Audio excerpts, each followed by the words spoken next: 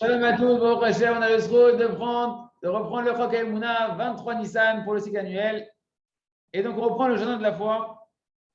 Le Rav nous dit qu'en réalité, toutes ces situations où on arrive à des décisions de divorcer, etc., la majorité, la grande majorité des divorces, il y a quelques exceptions, mais hormis quelques exceptions, la grande majorité, c'est simplement parce que le mari, il n'a pas compris, on ne lui a pas appris les grands principes de l'entente conjugale. Comment ça fonctionne pour avoir la paix dans sa maison et construire sa maison dans le shalom. Par exemple, en fait, c'est un manque de conscience. Par exemple, un homme, à Filou chez nous, même si un homme ne fait pas maintenant des choses graves, ce n'est pas quelqu'un qui a fait des choses graves dans sa maison, il n'a pas fait des choses extrêmes. Pas quelqu'un qui est en train de frapper sa femme, frère de shalom, ou qui est en train de forcément tout le temps de lui crier dessus. Non, pas forcément, c'est pas forcément des choses jusque-là. Et même si maintenant la personne, elle est dans la maison, elle achète des choses, a priori tout paraît bien. Il ne frappe pas, il achète, il essaie d'aider dans la maison. Mais si simplement il n'a pas compris le mari, que c'est interdit de faire des reproches à sa femme, et qu'à chaque fois, il est tout le temps en train de lui faire des petits reproches par-ci, des petits reproches par-là, etc., et de la critiquer, ça suffit, rien que cette notion-là qui n'est pas assimilée, pour pouvoir rendre la vie de sa femme amère et dégoûtante à ses propres yeux. Et elle n'a plus de goût à sa vie de couple. Et ma mâche, une femme que son mari sans cesse tous les jours, au lieu de lui faire des compliments, il lui fait tous les jours un petit reproche par-ci, un petit reproche par-là, etc. Et bien pour elle, elle préfère mourir que vivre. C'est plus une vie pour elle. Le goût de la vie, elle le perd. Et celui qui ne comprend pas, c'est quoi un petit peu l'essence de la femme, comment ça fonctionne, l'intériorité de la neshama d'une femme, c'est quoi le programme qu'Hachem il a mis dans une femme, alors il est perdu. Par contre, celui qui sait, qui a appris, c'est quoi une femme dans son essence, pour lui c'est clair comme le soleil en plein après-midi. Il comprend que c'est le premier principe du Shalom Bayit, que c'est pas possible d'avoir l'entente conjugale tant que tu fais des reproches à ta femme. Mais celui qui ne connaît pas, par exemple, ce principe-là, alors, tout ce qu'il fera comme bonnes actions, ça ne lui permettra jamais d'avoir finalement une véritable harmonie dans sa maison. Parce qu'une femme, il n'y a aucune femme sur terre qui peut supporter les critiques de son mari. D'aucune manière. C'est comme ça, c'est un programme qui est à l'intérieur de la femme. C'est pourquoi un homme, celui qui veut approfondir, qui écrit le jardin de la paix, et on le fait d'ailleurs à la pause déjeuner, mais un homme, c'est interdit qu'il fasse aucun reproche à sa femme, même le reproche le plus justifié qu'il pense. Il y a d'autres moyens qu'il faut apprendre comment réparer, comment faire changer les choses, mais pas par des reproches directs, pas par des reproches. À plus forte raison, lorsque le mari, il ne comprend même pas que sa femme, elle n'écoute même pas ses plaintes. D'accord, et des fois, il ne comprend pas que sa femme, des fois, elle a besoin de verser son cœur, etc. Et lui, il ne sait pas comment faire pour lui la soulager, lui enlever sa pression de son quotidien. Il ne sait pas lui donner de la valeur, il ne sait pas la glorifier, il ne sait pas l'honorer. Et à plus forte raison, si jamais lui, il lui fait des hontes, et qu'en plus de ça, il lui fait de la peine, etc., que c'est sûr que cette femme-là, Mamache, elle est désemparée. Elle n'a plus de goût de vivre. Mamache, elle n'a plus du tout envie de rester avec lui. Parce que comprenez que toute l'aspiration d'une femme, tout l'espoir d'une femme, quand elle se marie avec son mari, c'est de trouver quelqu'un qui va pouvoir illuminer sa vie, qui va pouvoir lui embellir sa vie, amener de la lumière dans sa vie. Une femme, elle a besoin de rêver, d'imaginer que son mari, son mari va lui amener dans son quotidien le bonheur, le paradis sur terre, qui va la réjouir, qui va la comprendre, qui va l'honorer.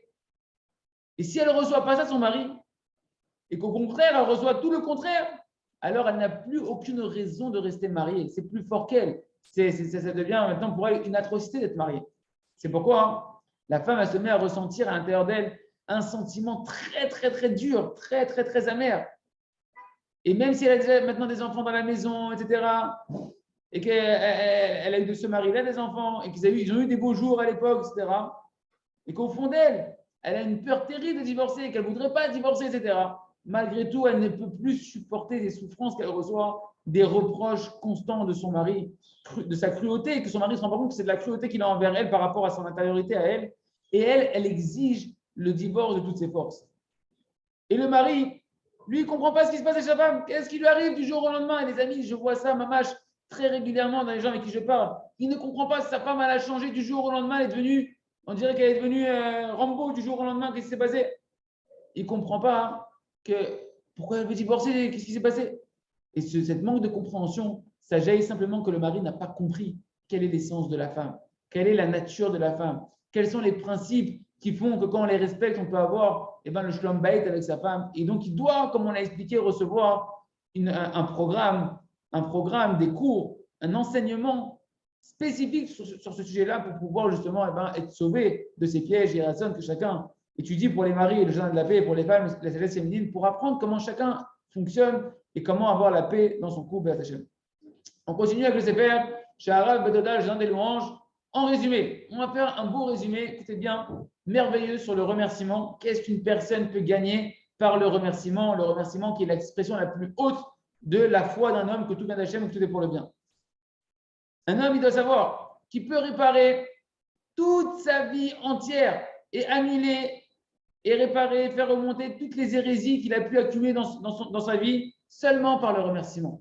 En travaillant le remerciement, tu peux réparer toute ta vie, toute ton hérésie, tout ton manque de foi. Tu peux nettoyer tout ton passé en remerciant sur le passé, comme on l'a vu dans ce chapitre. Et tu vas pouvoir te nettoyer toi-même de toutes les rigueurs, les rancunes, les colères que tu peux avoir envers ton entourage, envers la vie, etc.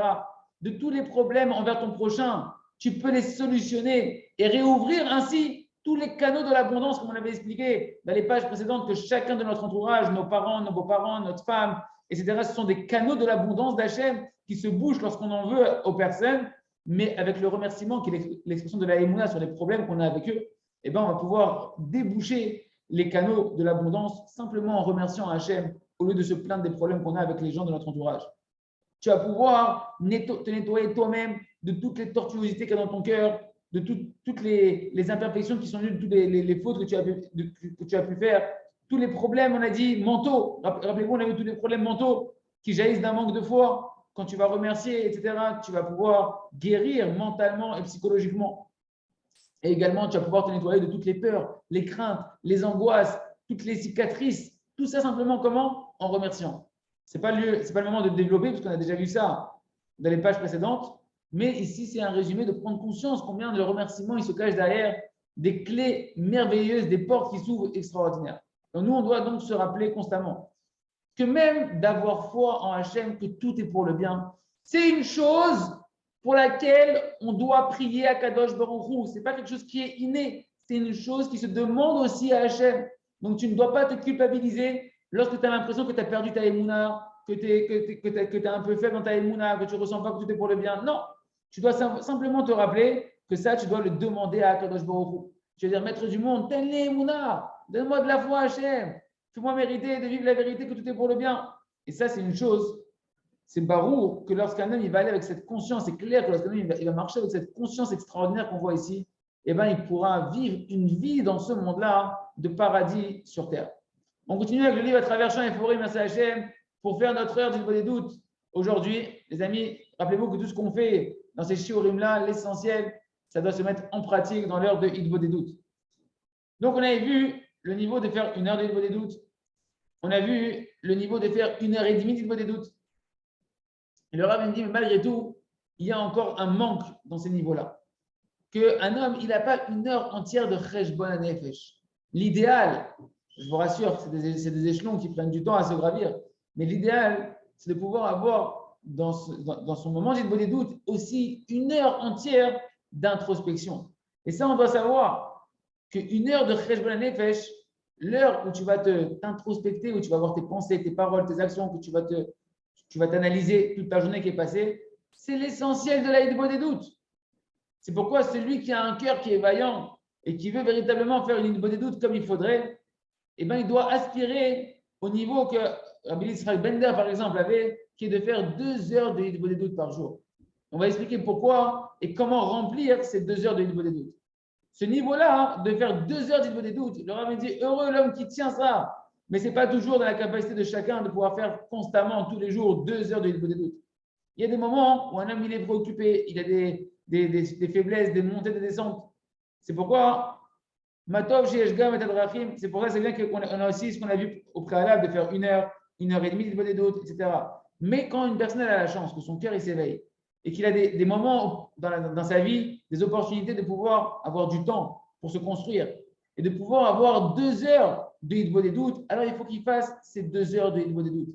Et si une personne, comme on l'a dit dans ces 2 heures-là, au moins tu auras la capacité d'avoir 1 heure entière de cheshbon nefesh, 1 heure entière de pouvoir analyser ta journée. Et si une personne elle arrive à devenir régulière dans ce niveau-là, ce niveau d'avoir 2 heures de hitbo des doutes, alors c'est extraordinaire. Bismanim, mais dans les moments où la personne n'arrive pas à avoir 2 heures de hitbo des doutes, il pourra rester avec le niveau de l'heure et demie de hitbo des doutes. Et si ça c'est impossible de faire 1 heure et demie de hitbo des doutes, alors tu garderas au moins ce que Rabbi Nachman nous a ordonné de faire, qui est l'heure de hitbo des doutes. Et tu comptes, et toujours, peu importe que tu fais 1 heure, 1 heure et demie, 2 heures, garder le cœur du travail qui est d'avoir toujours un sujet sur lequel je me concentre quotidiennement pour progresser. Mais comme on a dit, il y a un avantage extraordinaire de celui qui va pouvoir faire 1 heure entière supplémentaire.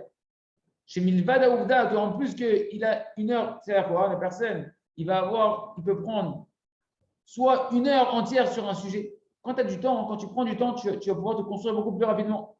C'est-à-dire que tu vas prendre, par exemple, soit tu fais 1 heure de cheshbon nefesh, 1 heure d'introspection, et tu vas faire un quart d'heure de remerciement, une demi-heure de remerciement et une demi-heure sur un sujet. Ou bien la personne va pouvoir prendre un quart d'heure de remerciement, une demi-heure, 3/4 d'heure d'introspection et 1 heure sur un sujet entier qu'elle va faire là-bas tous les jours, travailler dessus. Mais Kitsour, d'avoir 2 heures va te donner la possibilité de pouvoir énormément progresser. Kiesh, Lochash, Lema, par exemple, la personne va avoir 1 heure entière d'introspection, que ça c'est la hitbo des doutes icarite, qu'un homme il doit avoir de ce qu'est-ce que j'ai fait aujourd'hui, qu'est-ce qui s'est passé dans mes pensées, dans mes paroles, dans mes actions. Tu dois passer 24 heures. Ce que c'est 24 heures 24 heures, c'est énorme. Tu veux les repasser en 15 minutes, en 10 minutes, c'est rigolo. Ça paraît quand même rigolo. Parce que d'après la vérité, une bonne hitbo des doutes dans laquelle tu vas te concentrer et que tu vas l'allonger, eh ben, il faut du temps. Il faut du temps. T'introspecter toute une journée entière. Eh ben, 1 heure, tu vas voir que c'est pas trop peu. Et pareil, quand une personne a vu maintenant, eh ben, pouvoir se nettoyer, qu'elle a fait une bonne heure d'introspection, qu'elle a détecté des choses, des défauts qu'elle doit améliorer, il faut du temps après pour travailler sa volonté de changer. Et c'est pour ça que si une personne a demandé encore 1 heure pour prier sur un sujet ou sur plusieurs sujets, elle va pouvoir progresser beaucoup plus rapidement. C'est pourquoi le Rav me dit ici, on va expliquer c'est quoi, comment se construire, c'est quoi le bon chemin pour faire la première heure d'Hitbo des doutes quand tu veux faire 2 heures d'Hitbo des doutes, que ça va être une heure où tu vas t'introspecter, comment s'introspecter correctement sans se briser, sans s'en vouloir et pouvoir tirer tout le bénéfice de cet usage-là. Et du fait que c'est un sujet qui est important, le Rav dit qui est très très important, on va consacrer un chapitre entier juste sur la notion de cheshbon nefesh, d'introspection. Si une personne elle veut s'approfondir dans l'introspection, comment le faire de manière correctement pour se construire avec ça et non pas se détruire. Ça sera Badachem les prochains shiurim. Badachem. On continue avec le jardin de la sagesse, Agav Tan Akshan, l'orgueilleux entêté. Donc le principe qui revient sur lui-même, c'est que parmi les 2 sortes de ceux qui manquent de émouna, d'hérétiques, qui sont malades, de la maladie de se prendre pour quelqu'un d'intelligent plus que Kadosh Baruch Hu, de vouloir vivre sa vie sans Hachem, de décider tout seul sans Kadosh Baruch Hu, ben, le principe général, c'est qu'en fait, ils sont constamment en train de se déconnecter de la émouna, que tout vient d'Akadosh Baruch Hu. Le symbole du sage ici dans le conte, c'est quelqu'un qui pense qu'il est comme Dieu. Entendu, je peux vivre comme Dieu, je peux me débrouiller tout seul. Mais on a dit, il y en a qui vont se désespérer de leur vie parce qu'ils voient qu'ils n'arrivent pas, etc., à être comme Dieu, et donc ils vont s'attrister, se désespérer, etc. Mais il y en a d'autres que non, eux, ils vont s'entêter à se battre avec l'imagination que non, moi, je peux réussir tout seul, etc. Et la question, c'est qui c'est qui est le pire? Celui qui se désespère ou celui qui s'entête à vouloir continuer seul sans Akadosh Baruch Hu?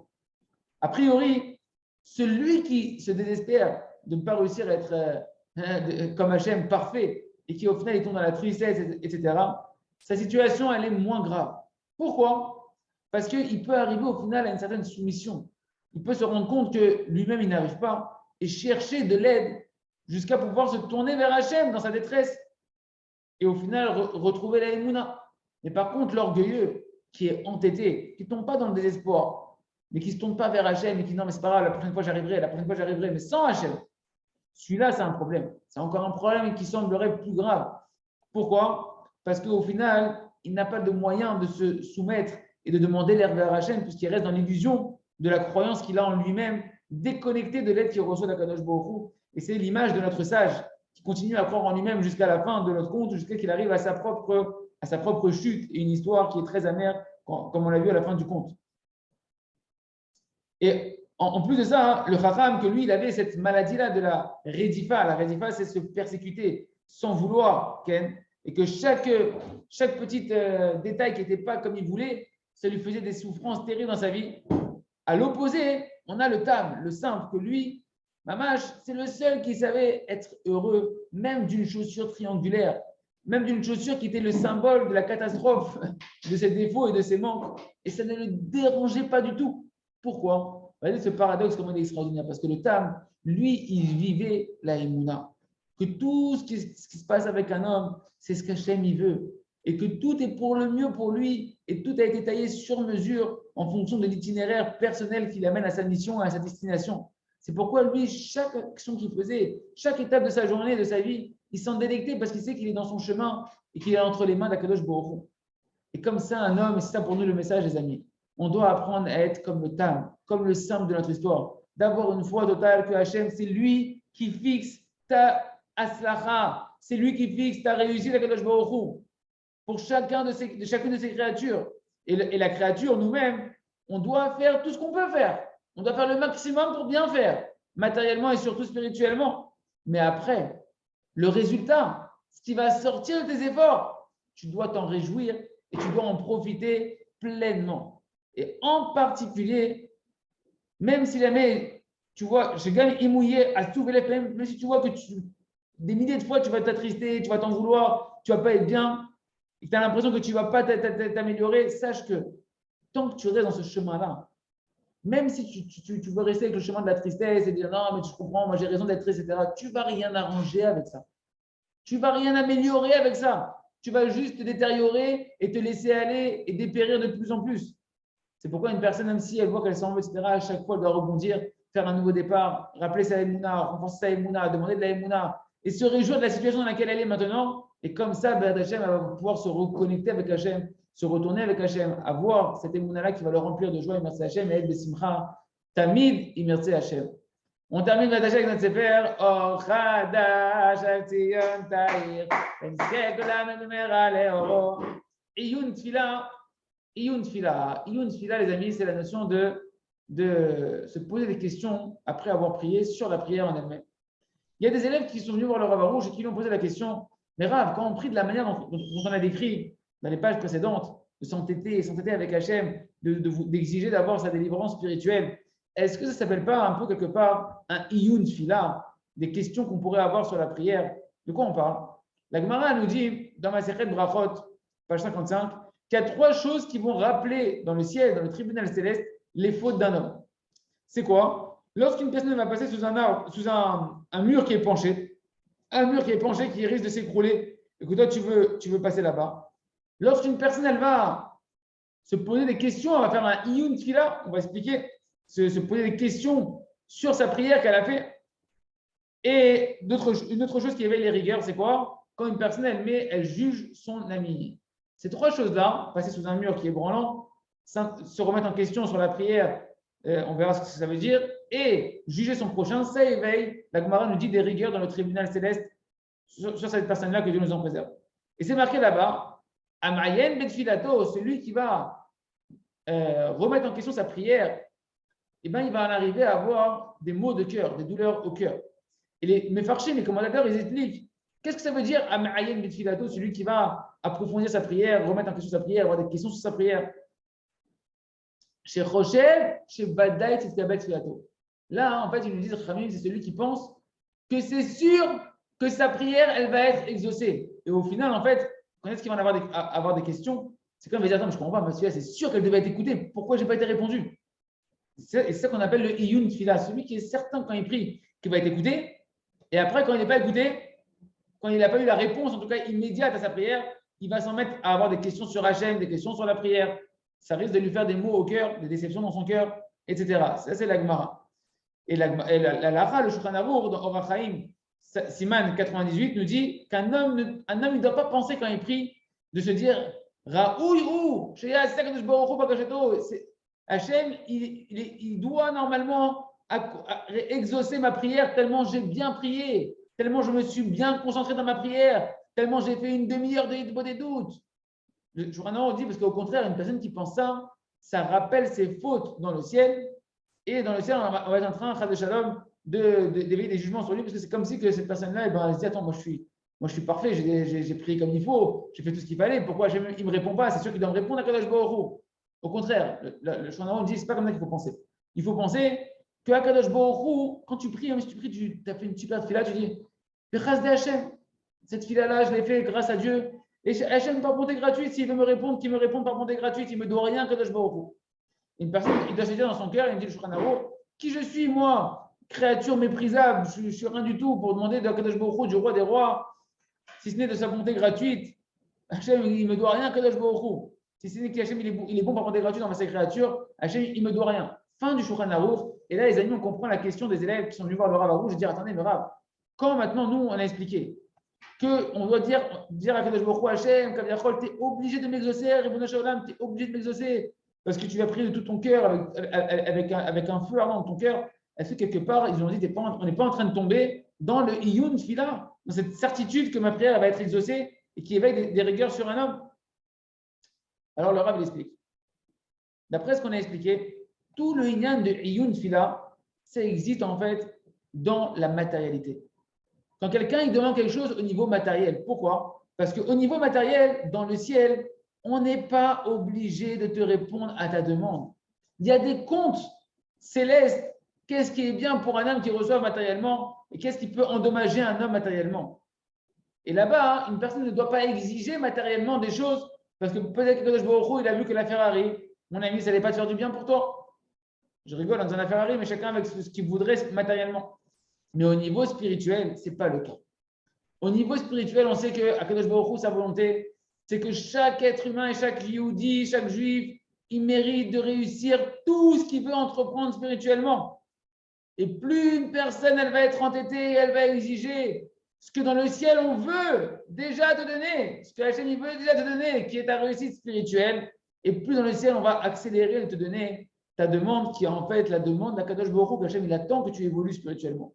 C'est pourquoi il n'y a aucun problème. Qu'un homme il peut se tenir debout et demander de toutes ses forces et exiger auprès d'Akadosh Baruch Hu de recevoir de la hirat shamaïm, de recevoir de la crainte du ciel, de pouvoir enfin devenir à l'image qu'Hachem il attend de lui de devenir, et de demander à Akadosh Baruch Hu, Kaviachol, Mamash, directement à Akadosh Baruch Hu de nous exaucer très rapidement. Donc ici, ce n'est pas un problème, parce que c'est la volonté d'Akadosh Baruch Hu, et c'est toute la différence avec le sujet matériel. Donc attention, quand on prie matériellement, par montée gratuite, Akadosh Baruch Hu, si tu veux me donner cette maison-là, si tu veux me donner ce travail-là, si tu veux me donner ça à Kamatov, si tu vois à tes yeux que c'est bien pour moi Kamatov, mais quand je prie spirituellement, pour préserver mes yeux, pour évoluer dans la Sniout, pour évoluer dans la Torah, pour évoluer dans la Yirat Shamayim, là-bas, il n'y a pas de si c'est bon à tes yeux, Akadosh Baruch Hu. C'est Hachem, c'est Vadaï, c'est bon à tes yeux, Ribono Shel Olam. Trachem Alay.